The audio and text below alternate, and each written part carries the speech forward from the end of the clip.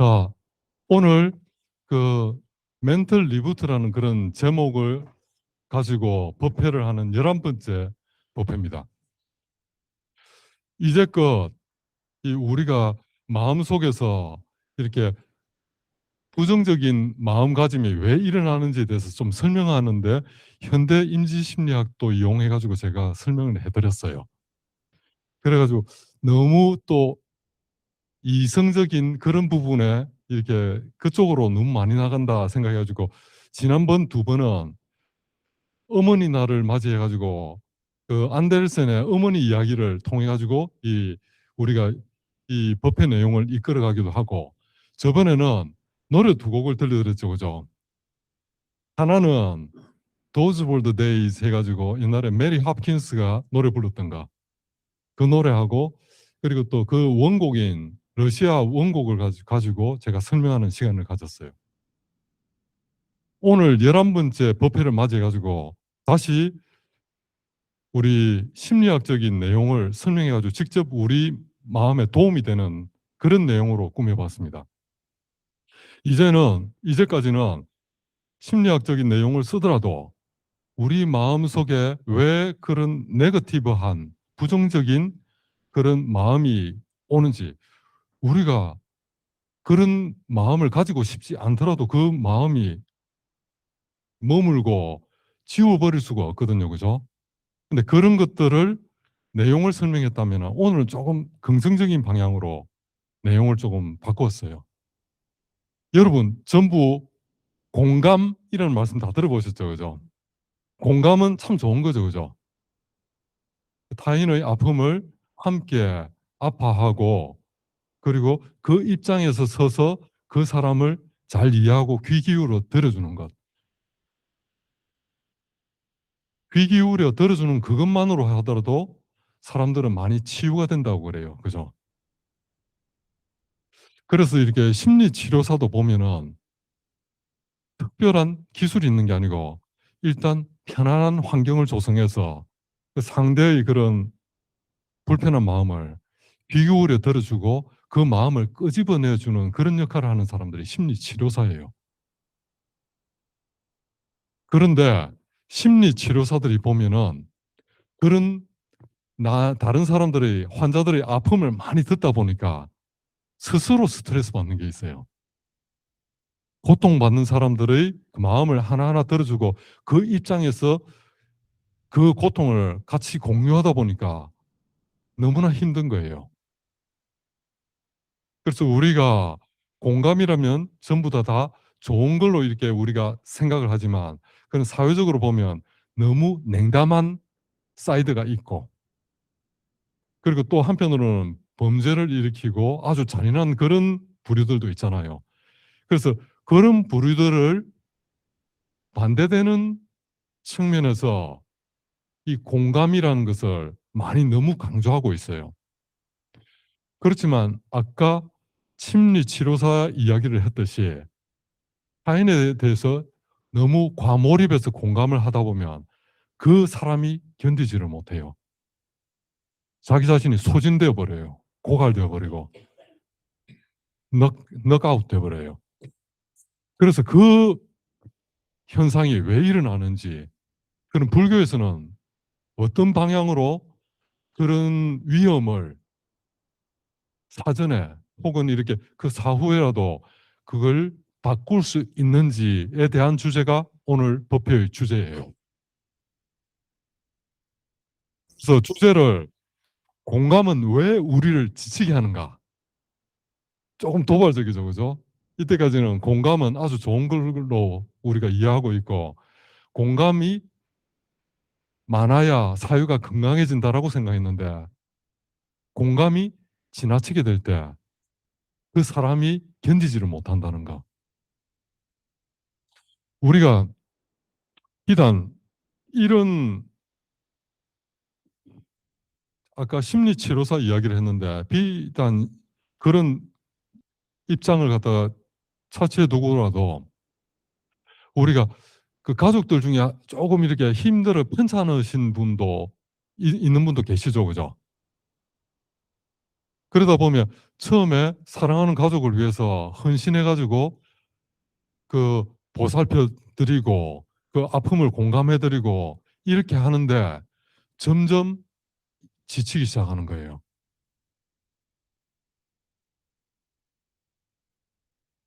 그 특히 그 치매 같은 경우에 그 부모님을 모시다가 나중에 이렇게 점점 지쳐가는 그런 모습을 갖다 많이 보게 되는 것 같아요.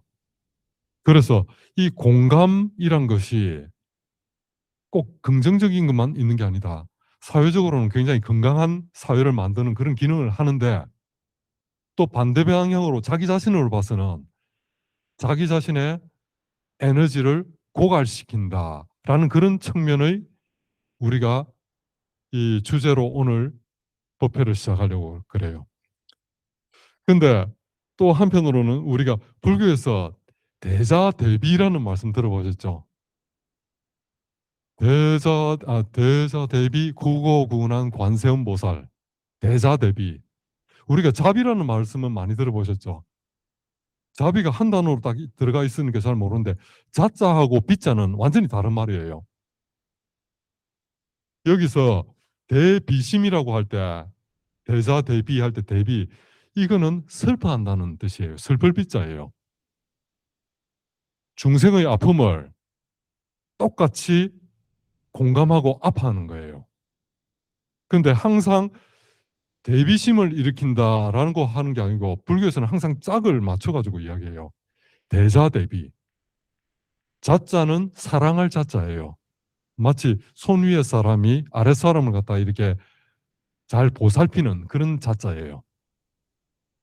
그래서 대자 대비는 항상 우리가 묶어서 가는데 이 불교에서는 왜 그렇게 묶어서 갔는지에 대한 그런 설명도 오늘 이 강의 이 법회 중에 이 말씀을 드릴 수 있을 것 같아요.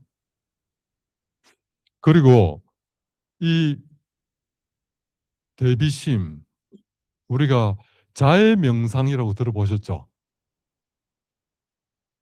그 자기 자신으로부터 이렇게 사랑하는 마음을 아주 다른 그 자기 자신의 건강을 그리고 행복을 기원하는 그 마음을 점점 이웃에게 가까운 사람에게서부터 좀 먼 사람 그리고 모든 사람에게 그 마음을 키워나가는 훈련이에요. 자비심. 아까 들어오셨을 때 음악 소리 유심히 들어보신 분. 그 음악이 우리말로 된 음악은 아니죠. 그죠? 빨리어로 아항 아베라 호미 하는 그런 노래가 있거든요. 그 노래 자체가 전부 자기 자신으로부터 내가 안전하고 행복한 그 마음을 행복하기를 기원하는 마음을 점점 내 주변 형제 이웃에게 그걸 갖다 점점 더 키워나가는 그런 훈련 방법이에요. 그걸 노래로 만들어 가지고 이렇게 그걸 법회 전에 들려드렸어요. 근데 그런 자비심이 마음속에서 그냥 마음속에서만 갇혀 있으면 더 이상 발전이 없어요.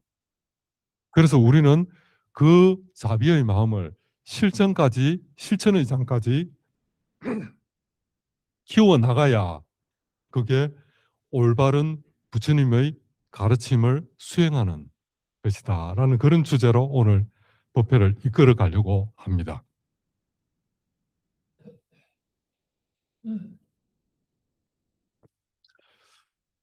조금 다루었는데 가장 따뜻한 사람이 주위의 이웃을 보살피고 굉장히 따뜻한 사람이 그 큰 사고가 있거나 이럴 때는 가장 먼저 무너질 수가 있어요. 너무 감정이 소진되어 가지고. 그 오래 헌신한 심리치료사가 아까 이분 심리치료사가 심리치료를 받으러 다녀야 된다는 그런 역설. 그리고 병든 가족을 돌보는 이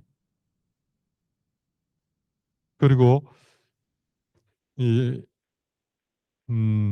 곁을 지키는 모든 사람들이 이렇게 지치게 되는데 이 지치게 되는 그 이유를 조금 이 법회에서 다루려고 합니다.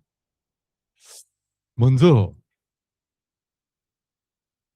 말을 바로 세워야 한다라고 했는데 사실 제가 이 법회에서 인용하려는 실험이 있어요. 2013년인가 나온 그 논문인데 이 어떤 내용의 논문인가 이제 구체적으로 나올 건데 거기에는 용어를 갖다 굉장히 혼돈스럽게 만들고 있어요. 그래가지고 그 실험이 던지는 메시지가 불분명하게 나와 있어요. 그래서 그 어휘를 갖다가 이렇게 조금 더 분명히 하고 넘어가면 더 좋을 것 같아요. 이어지는 순서에서 나중에 이 내용을 조금 더 설명해 드릴게요. 아까 말씀드렸죠. 자비에서 자비는 서로 다른 말이라는 거. 근데 그게 한꺼번에 묶여 있을 때 그게 이 충분히 기능을 한다는 것. 그걸 제가 말씀드렸어요. 그러니까 메따라고 해요. 인도어로는 메따라고 하는데 이게 영어로는 loving kindness로 사랑하고 다른 사람들한테 친절하게 베푸는 그런 그래서 이거는 아주 긍정적인 힘이고 그리고 compassion 이거는 슬퍼하다 아파하다는 뜻이에요. 그래가지고 이게 음 그래서 이것만 해서는 지칠 수 있는 소지가 있는데 그것 때문에 불교에서는 자해 명상을 통해 가지고 마음을 충분히 긍정적인 에너지를 만든 다음에 이렇게 타인에 대한 연민의 마음을 키워나가는 거예요. 그래서 자와 비는 다른 뜻이다는 것. 그런데 앞으로 제가 소개해드릴 그런 심리학 실험에서는 이런 용어를 혼돈스럽게 쓰고 있어요. 그러니까 여기에 우리가 동정한다 이럴 때 sympathy라는 말을 쓰죠, 그죠? 그리고 요즘 근래에 자주 쓰는 말이 empathy예요. 그리고 우리가 영어에서는 compassion이라는 말이 있거든요. 근데 다 똑같은 말이에요. pathy가 고통스러워하다 또는 느낌 이런 뜻이에요. pathy가. 요게 그리스어예요. 그리스에서 와서 함께 고통을 공유하다라는 뜻이에요. 심퍼티가 다른 사람의 아픔을 이 다른 사람의 아픔을 이렇게 의자를 하나 가져와야 되겠네요, 그죠? 어, 여기 앉아 계셔도 돼요. 우리 연극 같은 거 보면은 우리 이런 스탠드에 잘 앉거든요. 제가 대학교 다닐 때 연극부 출신이었어요. 그래가지고 저런 걸 보면은 네 사람 정도 앉을 수 있겠다 이런 계산이 나오는데 그리고 여기에 요게 그리스어인데 요것의 라틴어가 그리스 시대에서 넘어가지고 라틴어가 계열이 이 컴패션이에요. 컴이 함께 하다는 뜻이고 이게 심하고 똑같은 뜻이에요. 요게 그리스어의 심이 이 라틴어에는 컴이에요. 그리고 또 패션이 퍼티하고 같은 말이에요. 고통스러운 걸 그 감정을 갖다 이야기하는 거예요. 그래서 우리가 그 보통 한글로 번역할 때는 동정, 공감, 엠퍼티를 이것도 이렇게 그 안에 뛰어든다는 뜻이에요. 그러니까 타인의 고통 속에 뛰어들어가지고 함께 머문다는 뜻이에요. 그래가지고 동정하다, 공감하다, 연민하다 이 말이 사실은 보면 똑같은 계열이에요. 우리가 아까 자비라고 했을 때 자심이 빠진 비심이에요. 이건 만약에 타인의 고통을 계속 이렇게 바라보고 그것을 계속 내재화한다고 하면 그 사람은 그 고통 속에서 몸부림치게 돼요. 우리가 그걸 참을 수 있는 한계는 있거든요. 인간이니까. 그래서 모든 이게 그 사랑 자자는 빠져 있다는 거, 비심이라는 거. 그래서 이 뇌 실험에서 이야기하는 게 어떤 거냐 하면은 두 그룹으로 나눴어요. 두 그룹은 나누어 두 그룹 모두 이 타인의 고통스러운 장면을 갖다가 눈으로 보게 해요. 눈으로 보게 하는데 한 그룹은 그걸 갖다 계속 기억하게 하고 다른 그룹은 그 이후에 컴패션 훈련이라고 그 사람들은 이야기하거든요. 근데 이거는 우리가 이야기했듯이 남의 아픔을 항상 함께 공감하는 마음이잖아요. 사실은 이게 아니고 이 실험에서 쓰던 거는 메타 메디테이션이에요. 그러니까 그 자비 명상이라고 하면 나의 그 내가 내 자신을 이렇게 항상 건강을 원하고 행복을 원하고 이 위험으로부터 안전을 원하듯이 이 사랑하는 마음을 주위의 이웃에게 점점 키워나가는 훈련이라고 제가 말씀드렸죠. 그죠? 근데 그 훈련을 하는데 용어를 갖다 컴패션을 썼어요. 그러니까 사실은 잘못된 방법이 loving kindness라고 해야 돼요. 그런데 이 실험이 이야기하는 거냐 뭐냐 하면은 여기 엔돌핀이 막 분비되고 긍정적인 부분이 빨간색이에요. 뇌가 이게 두 방구를 이렇게 나눠놨는데 이 안쪽에 긍정적인 마음이 움직일 때 에너지를 만들어낼 때 활성화되는 이 부위가 그리고 또 이 고통을 계속 이렇게 기억하고 거기에서 빠져 있을 때의 활성화되는 아주 이 네거티브한 그런 영역이 파란색으로 표현되어 있어요. 그래서 이 실험에서 뭐 대단한 걸 설명한 건 아니에요. 아주 당연한 걸 이야기한 거예요. 그러니까 고통받는 것을 계속 기억하는 사람들은 이런 네거티브한 그런 뇌가 계속 활성화되어 있다는 거. 그리고 그 이후에 메디테이션, 자비 명상을 하게 되면은 이렇게 긍정적인 에너지가 생겨가지고 우리가 이 타인의 아픔을 공감하는 이 과정에서 생기는 자기 소진을 견뎌낼 수 있는 그런 에너지를 만들어낸다는 뜻이에요. 그래서 이 실험에서는 이렇게 사실 보면은 별 내용은 없는데 그걸 갖다 이렇게 또 포장을 깨끗하게 하고 나니까 이렇게 하나의 또 시사하는 바를 던져주는 거예요. 이 논문이 시사하는 바가 있다고 하면은 그것은 우리가 자비 그 타인의 마음을 공감하는 것이 우리가 마음이 견딜 수 있는 한계가 있다는 거. 그걸 갖다가 empathic distress fatigue라고 하는데 그 공감을 하다 보면 거기에서 자기가 디스트레스를 받아가지고 그게 우리 에너지를 다 고갈시켜 버린다는 뜻이에요. 음. 예, 그래가지고 제가 다음으로 넘어갈게요. 이 실험에 대해서 말씀을 드렸고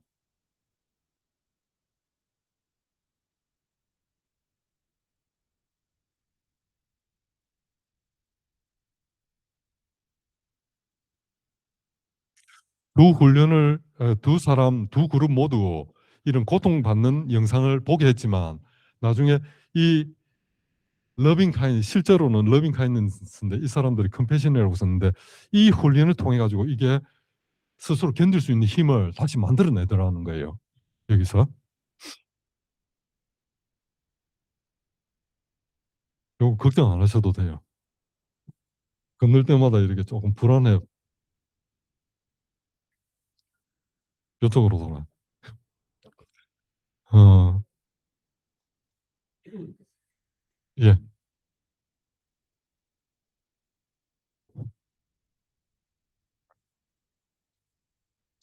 지금 이 내용들은 제가 설명했듯이 이렇게 특별한 거는 없죠, 그죠? 우리가 부정적 감정이 공감 훈련 뒤에 늘었는데 자해 훈련 뒤에 그게 중화되고 다시 우리가 채워지더라 에너지가 라는 그런 얘기예요. 그러니까 여기서 이야기했던 게 공감하는 사람들이 왜 지치는가? 그 이유는 돌봄 자체가 있는 게 아니고 출구 없이 함께 아파하는 데 있다는 거예요. 그래서 이런 출구를 가지고 그걸 보완할 수, 에너지를 보완할 수 있는 이것을 가지고 우리가 이 균형을 맞추어야 우리가 계속 이 타인을 공감하고 타인을 배려하면서 살아갈 수 있겠다라는 그런 내용이에요.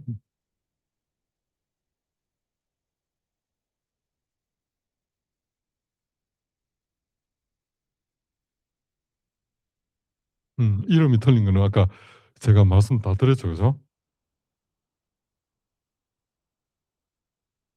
그래서 제가 이 실험을 보면서 이거 너무나 이렇게 뻔한 내용인데 라는 생각이 들었어요. 일단은 그 두 가지 다 이렇게 그 긍정적인 생각할 때 긍정적인 뇌가 활성화되고 부정적인 그런 걸 생각할 때는 같이 그런다는 내용은 뻔하잖아요, 그죠? 옛날에 그 9.11 테러 때 다 TV 보셨죠, 그죠? 그, 그 높은 빌딩이 무너지면서 사람들이 이렇게 많이 그 먼지 속으로 사라져 버렸잖아요. 그건 너무나 고통스럽더라고요, 저한테는. 견디기 어렵더라고요. 근데 그런 견디는 내성을 만들어내는 게 불교의 수행법 속에 다 들어있더라라는 그런 말씀을 지금 드리고 싶어요. 음, 요건 넘어가도 될 것 같아요. 근데 우리가 사무량심이라고 들어보시는 분, 무량이라고 한다면 한량 없다는 뜻이죠, 그죠? 마음을 계속 키워나가는 훈련이에요. 사무량심, 무량하다는 것은 끝이 없다는 뜻인데 네 가지 끝이 없는 마음을 키워나가는 훈련이에요. 그 중에 어떤 것이 있느냐 하면은 아까 우리가 이야기했던 자비심, 자심, 비심, 그리고 여기서 이 희심이 있어요. 희심이 뭐냐 하면 다른 사람의 성공, 다른 사람의 행복을 마치 나의 성공과 나의 행복처럼 함께 기뻐하는 거예요. 아, 그거 참 잘됐다. 야, 너무 좋다. 우리가 보통 사람들은 가까운 사람이 좀 너무 잘 되는 거 조금 속이 쓰리죠, 그죠? 그런데 이런 사무량심을 통해 가지고 자기 자신이 조그만한 그 내 틀에 갇혀 가지고 타인을 시기하고 이런 존재에서 내 자신이 점점 커지는 거예요. 이 훈련을 통해 가지고 다른 사람의 행복을 마치 나의 행복이냐 기뻐하는 거예요. 그렇게. 그래서 이 우리가 사무량심에서는 이게 들어가고 그리고 마지막에 사 버릴 사자인데 양변을 버리다는 뜻이에요. 극단을 버리다. 기쁘거나 너무 기뻐서 팔짝팔짝 뛰는 거. 슬퍼서 뭐 우울해가지고 말도 하기 싫은 거. 그런 양극단이 아니고 마음이 항상 평정심이 있는 거예요. 세상의 변화가 어떤 변화가 있더라도 자기 자신의 마음속에 무게중심이 단단하게 서 있는 거예요. 그래가지고 세상의 변화 속에 흔들리지 않는 거예요. 주변에 아무리 스트레스를 주는 사람들이 있다고 하더라도 뭐 첫 번째 화살은 맞을 수 있겠죠. 일단 이 첫 번째 화살은 맞을 수 있는데 그게 오랫동안 마음에 남아가지고 내 스스로를 계속 괴롭혀. 아, 저 어떻게 보복을 하고 싶다든가, 한대 쥐받고 싶다든가 그런 생각이로 이렇게 나아가지를 않는다는 거죠. 자기 마음에 중심이 딱 잡혀 있고 그게 자비심, 자비심과 그리고 또 타인에 대해서 시기하지 않는 그런 마음으로 가득 차 있으니까 마음이 단단하게 심지가 서 있는 거예요. 그러다 보니까 세상의 흔들림에 세상의 변화 속에서도 꿋꿋한 자기 중심이 잡히는 거예요. 그래서 불교에서는 이 사무량심이 골고루 균형 있게 개발되어야지 된다라고 생각하고 있어요. 제가 주석서를 살펴보면 그 비심, 컴패션, 공감 거기에 대한 주의사항이 굉장히 자세히 적혀 있어요. 주석서에도 이 공감 훈련만 하던 사람이 아주 비관하고 우울해지고 그리고 극단적인 선택까지 하는 그런 상황을 갖다가 알고 있더라고요. 그래가지고 이런 자심과 비심은 균형이 있어야 된다는 거. 그래서 우리 선언에서는 자비 명상을 많이 권하고 있거든요. 사람들에게. 일상생활에서 많이 큰 도움이 되니까 에너지를 얻을 수 있으니까. 그래서 이 자심과 비심이 이렇게 균형이 잡히고 그리고 또 타인을 시기하지 않는 그런 대인배의 마음, 큰 마음을 가지고 살아가게 하고 그리고 흔들림, 세상의 흔들림에 나도 따라 흔들리고 하지 않고 중심이 잡힌 그런 삶을 살 수 있도록 만든다는 거죠. 그래서 이 네 가지를 균형 있게 공부해야겠더라라는 게 제 요지예요. 근데 사무량심이 커 나가는 바탕에는 우리가 불교에서 제일 중요한 또 말씀이 있어요. 그것은 바로 마음 챙김과 알아차림이라고 그래요. 마음 챙김이라고 하면은 우리가 마음이 뭐 어디 멀리 가 있나 왜 챙기지 이런 생각을 할 수 있잖아요. 그죠? 불교에서 마음 챙김이라고 하면 그 뜻은 이래요. 마음이 내 스스로 이렇게 중심을 잡고 챙기지 않으면은 마음이 과거의 영광이나 과거의 회한이나 그런데 파묻혀 가지고 헤매게 되더라. 그리고 마음이 저 멀리 미래로 가가지고 내가 가지지 못한 것을 가지려고 안달복달하게 만들더라. 그래가지고 그 마음을 현재에 두려고 하는 것이 마음 챙김이에요. 불교에서 이 마음 챙김은 딴 게 있는 게 아니고 마음이 과거나 미래로 멀리 달아나지 않고 지금 자기 자신 현재에 머물 수 있도록 하는 것이 마음 챙김이에요. 그래서 지금 서양에서 마음 챙김이라는 것은 굉장히 많이 들어보셨을 거예요. 서양에서. 그 MBSR이라고 들어보셨습니까? Mindfulness Based Stress Reduction이라고 하거든요. 마음 챙김을 통해 가지고 자기 스트레스를 갖다 줄이는 그런 훈련법이에요. 그런데 그것도 기본이 불교의 마음 챙김 훈련 수행법에서 나왔다고 할 수 있어요.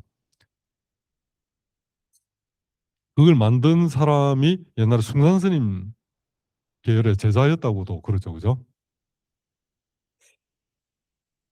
그래. 지금 마음 챙김이 왜 중요한가 하면은 우리가 공감할 때는 그 아픔 속에 푹 빠져버리잖아요, 그죠? 그런데 마음 챙김이 있는 사람은 그 자신을 한 발짝 떨어져 가지고 자기 자신을 바라보거든요. 그러니까 그 고통 속에 푹 빠져서 빠지지 않고 어느 정도 완충지대를 두는 거예요, 그 사이에. 그 공감 속에 빠져가지고 같이 방향 없이 출구 없이 고통스러워하는 게 아니고 거기서 한 발짝 빠져나와가지고 내가 지금 연민의 마음을 일으키고 있구나 라는 그걸 갖다 이렇게 한 발 떨어져서 확인하는 거예요. 나의 마음 상태를. 그래서 불교에서 제일 강조하는 마음 챙김과 알아차림을 통해 가지고 과도하게 몰입하지 않고 한 발 떨어져 지금 내 마음에서 무엇이 일어나는지 그, 그 고통 속에 빨려 들어가거나 밀려나지 않고 그걸 또렷이 지켜보는 훈련이에요. 그래서 이 연민을 공감을 해야 되는 그런 직업이나 그리고 지금 집안 사정이나 이런 와중에서도 충분히 이 알아차리고 거기에서 완충지대를 만들어 놓은 다음에 사무량심을 길러 나간다는 거죠.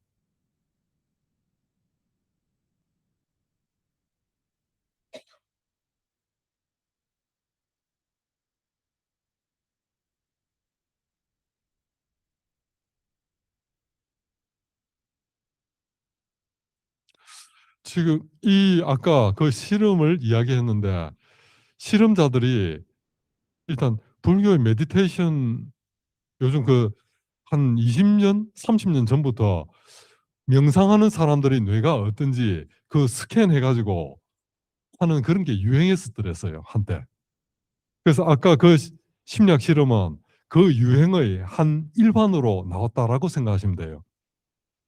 그래가지고 그 실험을 한 사람이 그 타니아 싱어하고 그리고 또 올가 클리메키라는 그 두 공저자가 있는데 그 두 사람이 실험했는데 이 사람들이 충분히 불교의 자해 명상이 어떤 거라는 걸 알고 그것을 도입했을 때 뇌가 어떤 식으로 변하는지 거기에 대한 연구였어요. 아까 그게.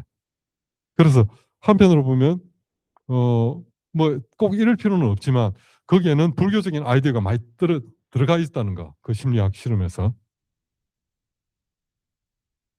그리고 이 용어는 잘못 썼다는 거.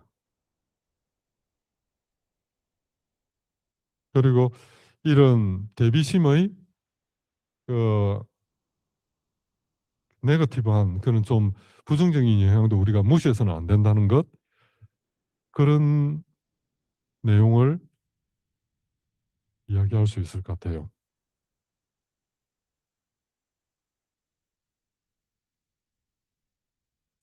그리고 한편으로는 이 명상, 이 좌복을 깔고 앉아가지고 우리 마음속에서 아까 자해 명상을 갖다 계속 해 나가는 그런 과정들이 우리 머릿속에서 좀 시뮬레이션 하는 그런 느낌은 없지는 않아요.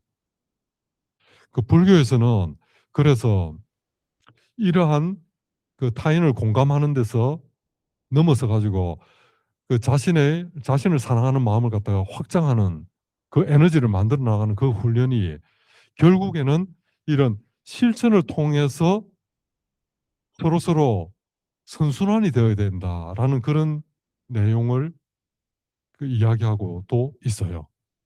그게 우리가 그 육바라밀이라고 하죠, 그죠?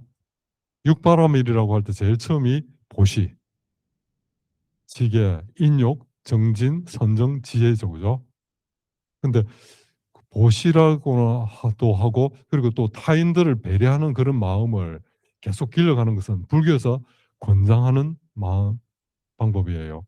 그리고 타인을 위해서 이렇게 자신의 소중한 것을 아낌없이 줄 수 있는 그런 마음. 그것도 이 불교에서 권장하는 마음이고. 그래서 우리가 자해 명상도 아까 그 뇌의 건강성을 회복하는 데 도움되지만 그게 시너지를 만들려면 실천이 필요하다. 불교에서 말하는 이렇게 그 타인을 위해서 베푸는 것, 보시라고 하는 것은 뭐 단순히 제보시만을 이야기하는 건 아니거든요.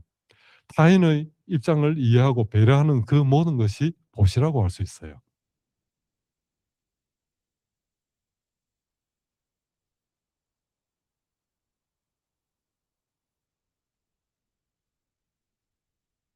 그래서 나무 보문시연 해가지고 대자대비 구고군한 관세음보살 이렇게 읽죠, 그죠?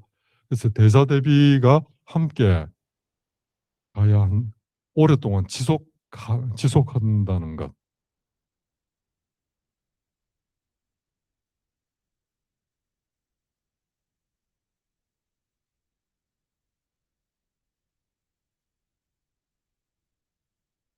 동사섭, 이 타인과 함께 한다는 뜻이에요. 자기가 토대를 놓고 옷이 동사섭으로 건너갈 때 돌봄은 비로소 완성됩니다라고 할 수 있어요.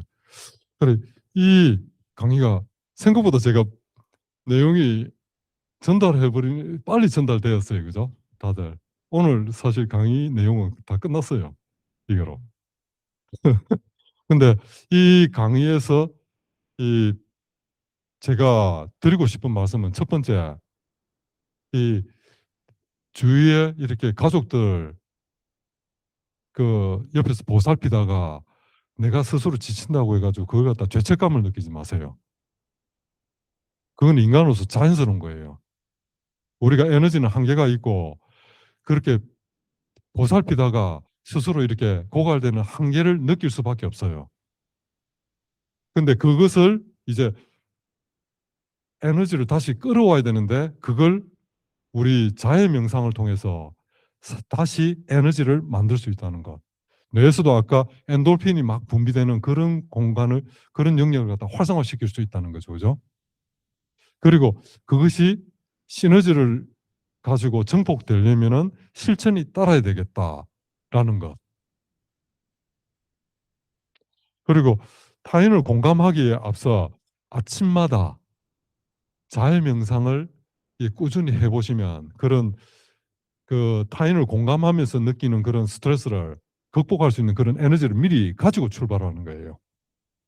그래서 우리가 자애라고 했을 때 자가 먼저 나오는 이유도 있을 것 같아요. 무조건 타인의 고통을 함께 공감하는 거기에 그거로 시작하는 것이 아니고 평소에 내 마음을 자애로운 마음이 가득한 그 에너지를 만들어서 타인을 공감하면은 좀 더 우리가 안전하다라는 그런 말씀을 드리고 싶어요. 그리고 그것은 반드시 실천으로 나아가야 된다는 것, 그 지평으로 나아가야 된다는 것.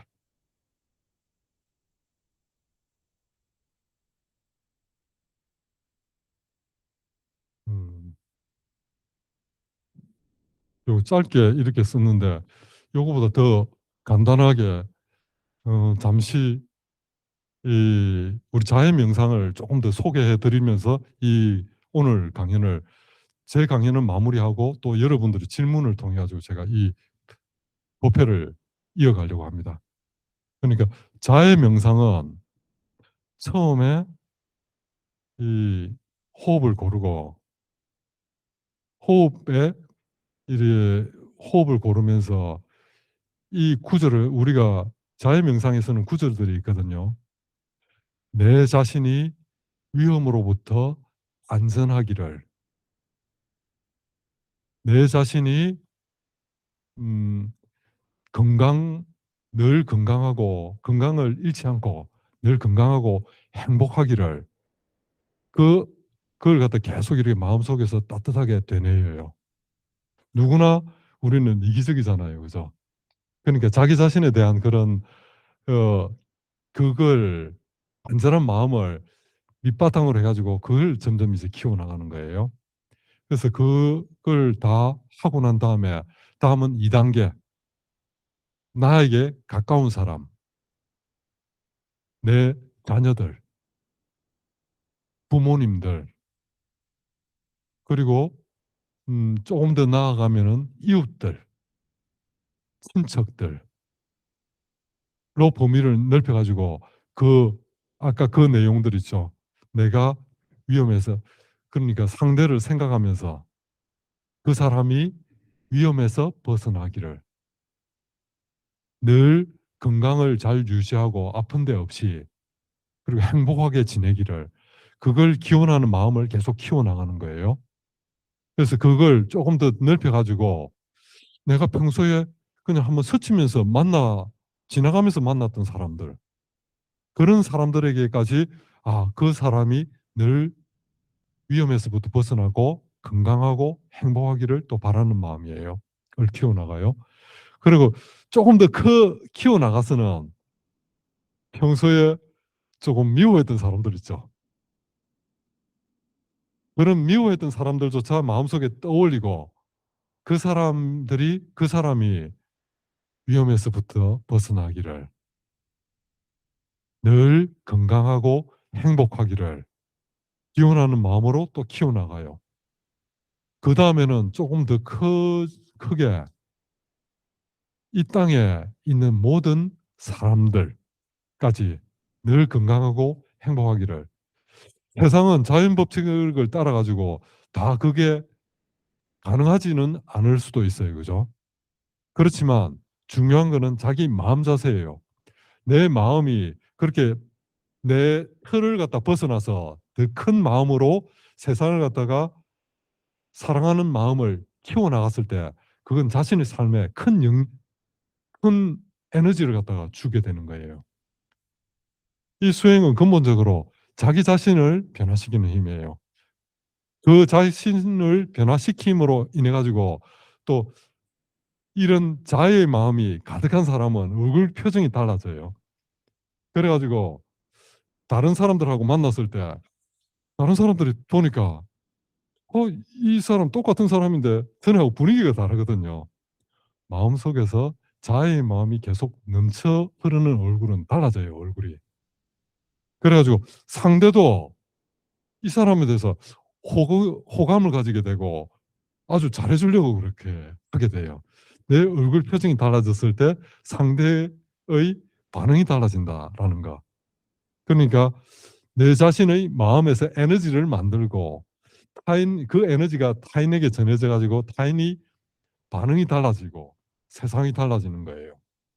근데 이 과정 이것은 분명히 아까 말씀드렸다시피 실천을 통해 가지고 증폭되어야 된다는 것. 그 정도 제가 이 오늘 준비한 내용은 다 마쳤습니다. 여러분들이 평소 이렇게 생활하시다가 이렇게 힘들면서 마음속에서 항상 간직하고 있던 그런 질문도 좋아요.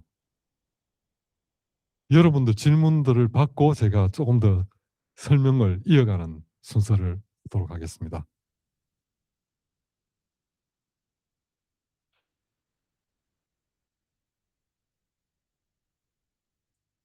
주제가 좀 무거운가요?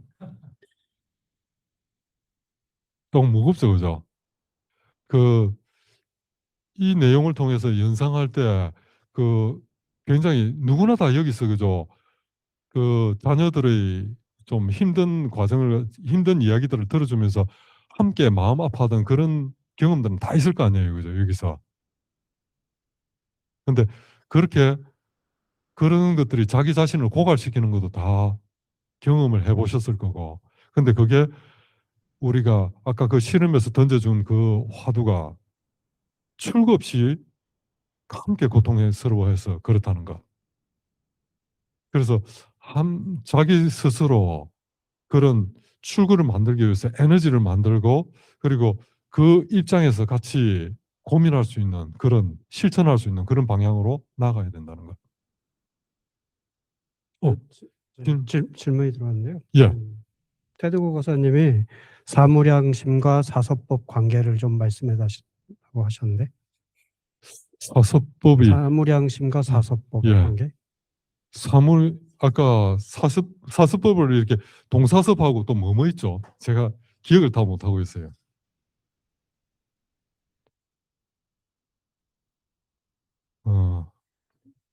예. 사무량심하고 이 사서법은 이렇게 숫자가 보듬어 않는다는 뜻이에요. 섭수하다 이런 뜻인데 동사섭이라는 거 제일 마지막에 나올 거예요. 아마 이게 동사섭이라는 것은 함께 그러니까 우리가 그런 얘기를 하잖아요. 과거에 비를 맞는 사람이 있다. 그러면 함께 우산을 쓰고 가는 것도 참 좋거든요. 근데 그 우산을 던져버리고 같이 비 맞는 거예요. 그것도 또 이 비 맞는 사람의 입장에서 그러니까 비 맞는다는 것은 우리가 일상생활에서 많은 고통을 받고 있는 것을 은유적으로 표현한다고 생각해도 돼요. 그죠? 그래서 이런 사람들과 함께 같은 일에 같이 있다는 거예요.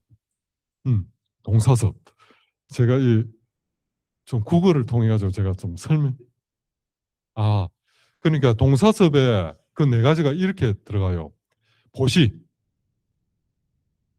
그 재물이나 진리나 그리고 또 타인에 대한 배려나 이런 것이 모두 보시라고 볼 수 있을 것 같아요.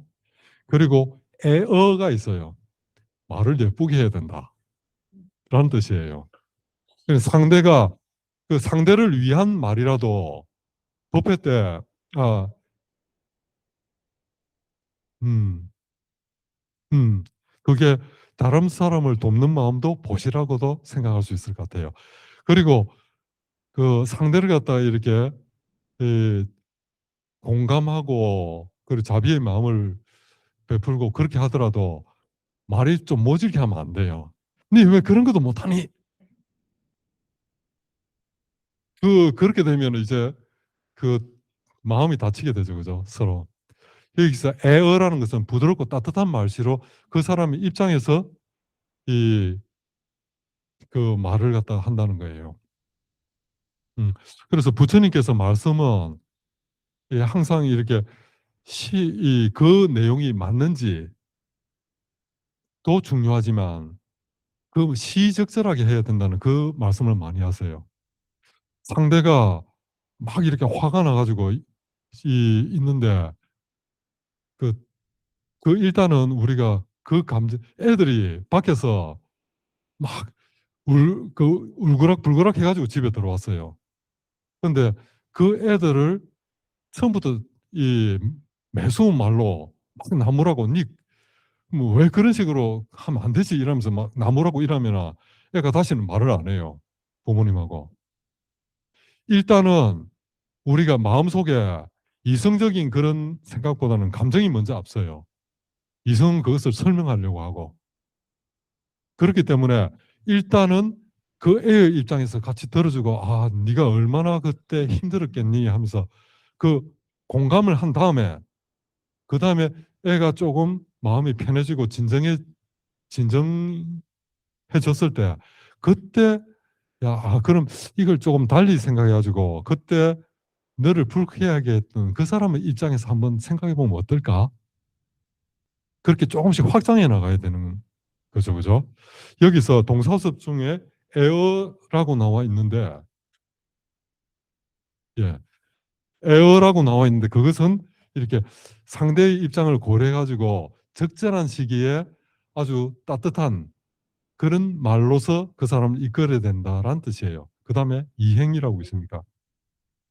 이, 어, 그리고 타인에 대해서 이렇게 타인을 진정으로 이익이 되도록 하는 그런 행동을 이야기하고 아까 비를 같이 맞는다는 표현을 썼는데 그게 동사섭이에요. 그게 우리 아까 사무량심하고 사무량심은 우리가 조금 더 오래된 불교 용어라고 볼 수 있을 거예요. 근데 사서법 이거는 일단 대승불교가 진행되면서 보살의 실천 강령으로서 이렇게 나온 것이 아닌가 그런 생각을 가지고 있습니다. 서로 겹치는 부분도 많죠, 그죠? 자비가 서로 겹치잖아요, 그죠? 여기 사무량심에서는 희라는 마음이 있죠, 그죠? 이기심을 가지지 않고 타인의 기쁨을 진정으로 함께 기뻐해 주는 것. 그런데 동사섭은 또 다른 관점에서 그리고 따뜻한 말을 해야 된다는 것. 그리고 또 타인에게 진정 이익이 되는 그러니까 우리가 평소에 보면은 자녀들 부모님들이 그런 얘기를 좀 많이 하잖아요. 내가 네 잘되라고 이야기하지 못되라고 이야기했는 줄 아나. 들어보셨죠? 그런데 사실 보면은 자기의 욕심을 자녀한테 투영하는 경우가 참 많아요. 부모님의 경우에. 그래서 아까 이행이라고 그랬죠, 그죠? 그래서 그 사람에게 진정 이익되게 행동하는 거예요. 그래서 보통 그 애가 제일 잘할 수 있는 걸 갖다가 이렇게 살펴봐주고 그쪽으로 꽃이 필 수 있도록 옆에서 환경을 조성해 주는 게 그게 이행이라고 볼 수 있을 거예요. 그래서 그 두 가지 사무량심과 사서법이 조금 다른 이 토대에서 나온 말씀이지만 그 서로 이렇게 겹치는 부분이 많이 있다라는 그 정도로 제가 설명을 드릴 수 있을 것 같아요. 추가 질문을 하셔도 괜찮습니다.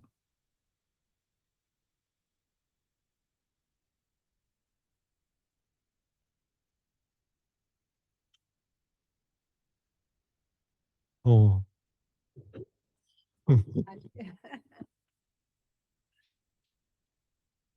제가 늘 말을 많이 해서 제가 들순다 안 하려고 그랬는데 제 경험을 좀 나누고 싶습니다. 예, 저는 이제 미얀마에서 자유명상을 수행을 좀 오래 했는데요.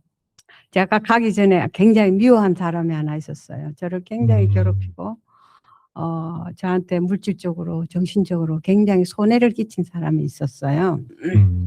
그래가지고 그 사람이 너무 미워갖고 제가 조금 지친 상태에서 자연명상을 제가 이제 신청을 해서 거기서 수행을 했는데, 그게 아까 지금 스님 말씀대로 처음에 나한테 이제 자해 보내는 연습부터 이제 계속 그걸 제일 오래 해요. 왜냐하면 자기 자신을 사랑한다는 게 그렇게 말처럼 쉽지가 않더라고요. 그리고 이 자애심을 키워 나간다는 게 그렇게 쉬운 게 아니에요. 우리가 물론 본성이 뭐 더 선량한 마음이 더 많을 수도 있고 선성수도 있고 성악설도 있지만, 그렇지만 오히려 저는 우리 마음속에는 더 부정적인 게 더 많은 것 같다는 생각을 많이 하고 있거든요. 근데 그래서 이렇게 착한 마음을, 남을 내 미워하는 사람까지 이렇게 내 품으로 안는다는 게 보통 힘든 게 아니더라고요. 그래서 거기서도 한 일주일 가량은 계속 그 자기 자신을 이렇게 행복하게 해주는 거. 자기 자신을 마음을 우선 내가 행복하고 내가 마음이 따뜻해지고 내가 먼저 그게 충만해야지 그 다음에 그 에너지가 다른 사람한테 가지. 절대로 자기 자신이 미워하는 감정이 많다든지 슬픔이 많다면 절대로 남한테 그렇게 마음이 안 가요. 그래서 그걸 훈련을 오래 해요. 그걸 제일 많이 오래 하고 그 다음에 이제 이렇게 아까 스님 말씀대로 이렇게 합장을 해 나가는데, 제일 힘든 게 미운 사람을 받아들이는 게 제일 힘들더라고요. 그래서 저도 그게 과연 이루어질 수 있을까 하는 의문을 처음에 많이 가졌어요. 어떻게 그렇게 나한테 손해를 많이 주고 나한테 굉장한 그걸 허투를 했는데 나 그 사람을 어떻게 좋아해요. 도대체가 그게 안 돼. 그런데 그게 진짜 훈련이 진짜 그러니까 거의 이제 마치고 거의 제가 2주 4주 했는데 나중에 가니까 그게 제가 뭐 내가 일부러 내가 저 미운 사람을 이제 떠올리잖아요. 이제 마지막 가서 훈련이 그거예요. 그 사람을 딱 브링업 해가지고 그 사람을 생각하면서 내가 미운 감정을 그걸 이제 하나씩 이렇게 보기 시작하는 거예요. 보기 시작하면서 근데 희한하게도 제가 끝마칠 무렵에는 미워하는 감정이 싹 사라졌어요. 싹 사라지면서 그러니까 내가 품었던 그 분노라든지 그런 것들이 정말 싹 사라지면서 제가 어떤 기분이 들었냐면은 정말 이렇게 정말 새로운 세상에서 사는 것 같은 기분? 그래서 이게 그림그리 하나하나가 거기서는 워킹 메디테이션을 굉장히 많이 하는데 워킹을 하면서도 그 어떤 그 자비의 에너지라고 그럴까? 자애심의 분위기라고 그럴까? 그런 걸로 충만하니까요. 모든 게 감사하고 모든 게 사랑스럽고 이 세상에 미워할 사람이 과연 어디 있는가 하는 것까지 가더라고요. 그래서 제가 거기서 큰 뭐라고 결과라고 그럴까? 수행의 뭐 얻음이라고 그럴까? 그래서 제가 많은 생각을 많이 하게 됐고 그 생각이 지금 이렇게 이어오는 것 같아요. 그래서 이런 걸 좀 다른 사람한테 나눠주면 어떨까? 이런 게 제 마음속에 자리 잡게 됐어요. 그래서 사실 이 공간을 제가 정말 헌신적으로 저는 했습니다. 제 최선을 다해서 했는데 그래서 이런 데서 혼자서 하는 게 너무 힘들어요, 사실은. 제가 이게 거기 가서 수행을 하기 전에 책을 제가 얼마나 봤겠습니까? 정말 많이 저는 책을 많이 본 사람인데 그러는데 그게 잘 안 되더라고요. 근데 같이 하니까 같이 같은 공간에서 같은 슬픔을 나누고 이렇게 함으로써 제가 거기서 얻는 에너지가 굉장하다는 거. 그래서 이런 공간이 절대로 필요하다. 아무리 우리가 지금 줌으로 뭐로 해서 뭐 책으로 영상으로 한다지만 진짜 잘못하면은 오히려 다른 엉뚱한 방향으로 가니까 같이 좀 했으면 좋겠다 하는 그런 생각을 하고 있습니다. 그래서 여러분 우리 이 공간을 많이 이용해 주시기 바랍니다. 예, 아주 소중한 경험을 하셨는데 이 평소에 이 그런 마음속에 깔려 있는 부정적인 그런 마음의 씨앗들 있죠. 타인에 대해서 그 좀 그런 마음, 자기 자신을 받아하는 그런 마음이 계속 밑바닥에 깔려 있으면서 이렇게 생활할 때는 다른 뭐 정보들이 많이 들어오고 다른 일이 바쁠 때는 우리가 잘 모르는데 마음속에서 얼마나 이렇게 나쁜 게 이렇게 깔려 함께 나하고 같이 있다는 걸 잘 몰랐을 거예요. 근데 지금 그 말씀해 주신 분께서 이 미얀마에서 자해 명상을 하는 과정에서 그 자기의 자해를 확장하는 그런 과정 속에서 그 굉장히 상상할 수도 없이 미운 그 사람을 갖다 이렇게 떠올리고 그걸 했을 때 자기 자신이 제일 많이 변하고 자기 자신의 이익이 제일 컸을 거예요. 그죠? 그런 이 바드되는 그런 마음이 깔려 있으면 우리 마음속에 계속해서 우리 몸을 갖다 이렇게 교란시키는 것 같아요. 우리 몸의 건강도 그렇고. 근데 이렇게 그걸 제어 그 밑에 깔려 있는 그런 백그라운드 잡음이라고나 할까? 그걸 갖다 제거하고 나니까 완전히 다른 세상이 되어버린 거예요. 삶이. 그래 지금 우리 그 법보선은 이사장님이세요. 그래 이 법보선이 있게 만들어 주신 분이고, 그래서 그 바탕 위에서 제가 이렇게 새로운 불교를 갖다 계속 실험해 나갈 수도 있고, 이런 선한 의지가 계속 우리 여기서 확장되고 증폭되었으면 좋겠다는 그런 바람을 가지고 있습니다. 예.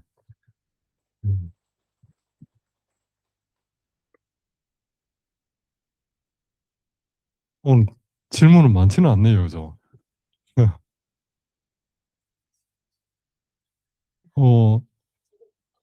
예.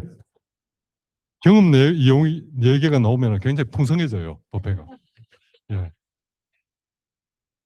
아니 뭐 제가 말씀드리기는 저기지만 제 아이는 이제 37인데 예. 발달 장애를 가지고 있는데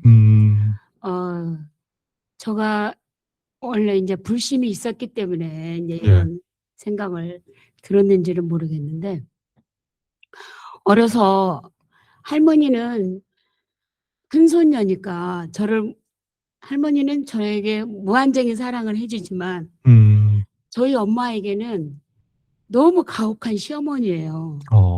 그런데 이제 그 엄마는 그래도 절에 가는 그 기쁨으로 날짜만 맞춰서 이제 절기가 있잖아요. 지장제일, 관제일. 그걸 가려고 하면 그걸 못 가게 하는 거예요. 할머니가. 지금 집안에 일이 얼마나 많은데 막 그런 식으로 말씀을 하세요.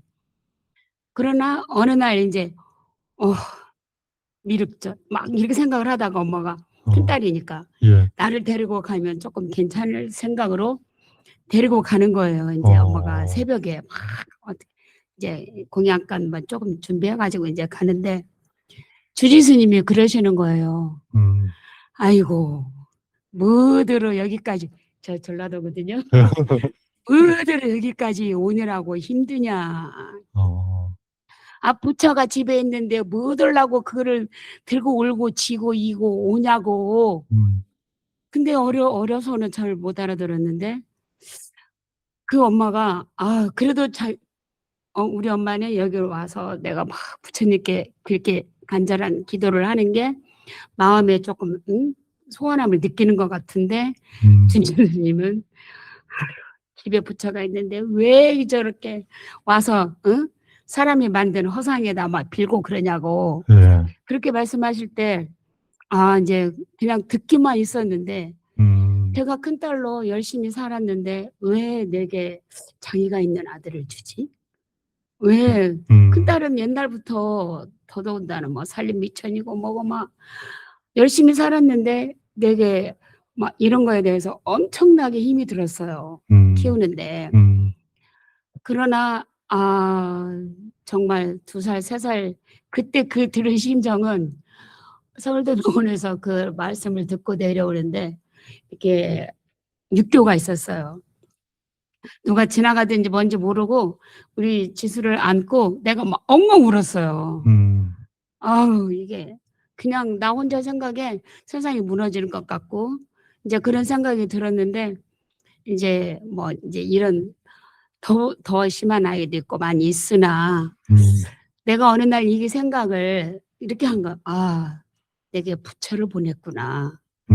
아, 내가 이런 이게 쭉 지나온 과정은 너무나 많지만 지나온 세월의 결과적으로는 아, 내게 부처를 보내주고 근데 우리 지수는 너가 제일 먼저야. 네가 먼저야. 네가 우선이니까 다른 사람에게 생각하지 말고 너를 먼저 생각을 해. 근데 무슨 일을 당하고 오면 아이 지수야 왜 네가 이제 그러냐 그러면 엄마 죄송합니다. 죄송합니다만 하는 거야. 그 과정을 설명하라고 하는데 죄송합니다. 아 내가 이렇게 지나는 과정에서 아 이게 내게 부처를 보내줬구나. 이게 내가 엄마지만 지금까지 지나온 과정에 있어서 제 스승이 제 아들인 거예요. 오, 이게 살아가는 내내 얘가 없었다면 내가 지금의 이런 마음의 여유나 제 마음 챙김, 아, 그 지나온 과정이 다 내가 마음 챙김이었다는 생각이 드는 거예요. 얘가 아니었으면 내가 지금까지 어떤 굴곡과 그런 거를 과정이 이제 설명이 우리 지수는 너무 행복한 거예요. 사는 내내 걱정이라는 거는 내 몫이고 걱정이 없는 거예요. 너무 해피 바이러스, 해피맨 모든 게 무슨 얘게 걱정이 있을까? 근데 얘는 좋아하는 것만 하잖아요. 싫어하는 거 하지 않잖아요. 또 좋아하는 것만 할 수 있도록 챙겨주고 그런데 얘를 지켜보는데 어느 순간 어머 너무 얘는 해피하고 다른 거에 대해서 뭐 그런 게 없음으로 인해서 얘가 보면 아 다른 사람은 주어진 걱정도 있고 하지만 내가 우리 지수로 인해서 배우는 게 뭐 현실 실용 뭐 이렇게 한다고 하지만 내게 보내주는 모든 마음 수행이 저는 지금까지 챙겨가고 있다는 생각을 해봅니다.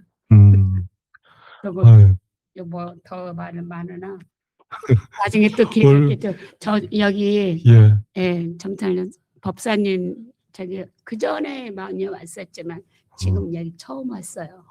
예, 금강산원에서 만나가지고 한번 오시라고 연락이 와서 예, 오늘 처음 와봤어요. 오늘 잘 오셨어요. 예.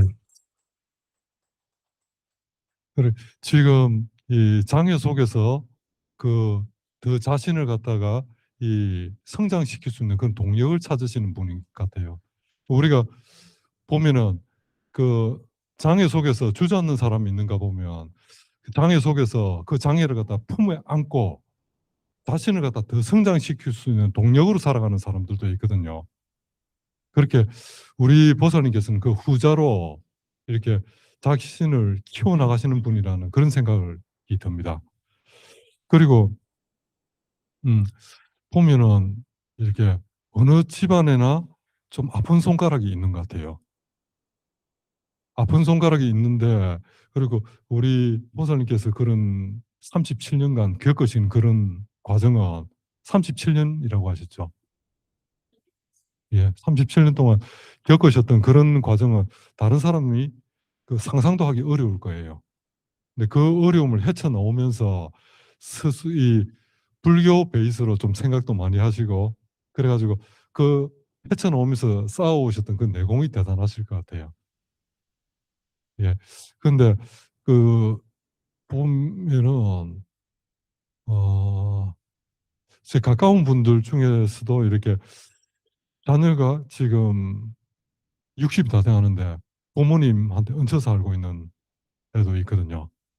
그래서 이 제대로 사회생활을 못하니까 이 내가 그분들은 그런 생각에 내가 가고 나면 얘는 어떻게 될 건가 항상 그 걱정으로 이렇게 이 힘들어하시고 그러는데 그래 그런 아픈 손가락이 있는 와중에 그걸 갖다가 이렇게 자기 동사 아까 그 아픔을 감싸 안고 그걸 갖다 자기 성장의 동력으로 이렇게 삼고 자기 마음 공부의 그 주제로 삼는 이런 과정은 참 대단한 것 같아요. 제가 아주 이렇게 그 우리 좋은 내용을 갖다 이렇게 같이 나누어 주셔가지고 참 제가 감사하다는 말씀을 드리고 싶습니다. 예. 음, 오라 보사님. 네. 예. 저는 지금은 9학년인 외손주 얘기인데요. 예. 제 얘기가 아닙니다. 예. 얘가 5살 때 예. 미국에서는 5살 때 킨더가든 들어가잖아요. 예. 근데 어느 날 저한테 그래요. 할머니 오늘 나 굉장히 슬펐어 이러더라고요. 그래서 아니 왜? 그랬더니 그 멕시칸 같은 반에 여자친구 애가 있는데 얘는 그날 아침에 자기 아버지가 무슨 실수를 했나 봐요. 이렇게 경찰들이 와서 잡아가가지고 제일에 들어갔대요. 그러니까 얘는 너무 슬픈 거예요. 그러니까 자기가 슬프니까 딴 사람이 뭐라고 말을 하든 선생님이 뭐라고 말을 하든 얘 귀에는 안 들리는 거예요. 그렇지만은 선생님은 모르잖아요. 그러니까 선생님이 얘를 뭘 시켰어요. 그러니까 대답도 안 해요. 또 불렀는데 대답도 안 해요. 그러니까 선생님이 화를 낸 거예요. 그러니까는 이 우리 손주가 와서 하는 얘기가 할머니 오늘 난 너무 슬펐어. 저 여자친구 애난지 하여튼 무슨 어떤 애예요. 쟤는 자기 아버지 생각하니까 선생님 말이 안 들려가지고 대답을 안 한 건데 선생님은 얘네 아버지가 제일 간 걸 모르니까 그걸 몰라서 저렇게 화를 내. 그래서 내가 오늘 나 많이 슬펐어. 이렇게 얘기를 하더라고요. 그래서 간세모살님이 멀리 있지 않구나.